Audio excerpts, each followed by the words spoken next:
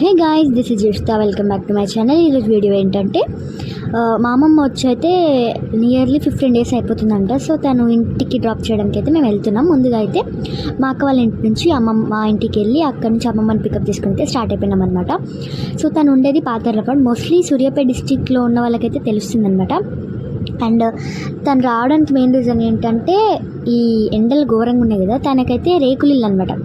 అది మీకు ఈ వీడియోలో కూడా చూపించేస్తా. సో ఘోరంగా ఉంటుండే, అందుకే మేము తీసుకొచ్చేసినాము. అండ్ మధ్యలో దండు మైసమ్మ ఉంటుంది. సూర్యాపేట డిస్టిక్ వాళ్ళకైతే మోస్ట్లీ బాగా తెలిసింది. అండ్ ఎట్లాగో ఇంత దూరం వస్తుంది కదా, మధ్యలో అయితే మా అక్క కొబ్బరికాయ కొడతాను అయితే ఆగినామన్నమాట. సో కొబ్బరికాయ తీసుకున్నాం. అండ్ ఈ గుడి ఇప్పుడు ఇంత పెద్దగా అయింది, అప్పుడైతే చాలా చిన్న గుడి అనమాట ఇది. ఇంకా మేము కాళ్ళు అయితే కడుక్కొని గుడిలోకి వెళ్తున్నాం. గుడి కూడా చూపిస్తాం. అండ్ ఈ గుడిలో ఎట్లా అంటే ఏమంటారు, రూల్స్ అండ్ రెగ్యులేషన్స్ ఏముండవు అనమాట. వీడియో తీసుకోవద్దు అట్లా ఏముండదు. అండ్ కొబ్బరికాయ సెక్షన్ అయితే బయటనే ఉంటుంది. మంచి కొబ్బరికాయ కొట్టుకున్నాం అనమాట. అండ్ ఒక్కటే ఇట్లా కొట్టగానే పగిలిపోయింది.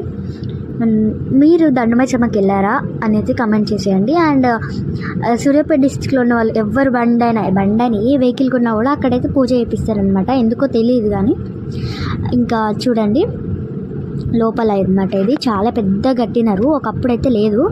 సో ఇంకా అమ్మవారిని అయితే ఇట్లా ఒక చిన్న గోపురం కట్టి అందులో పెట్టినారనమాట.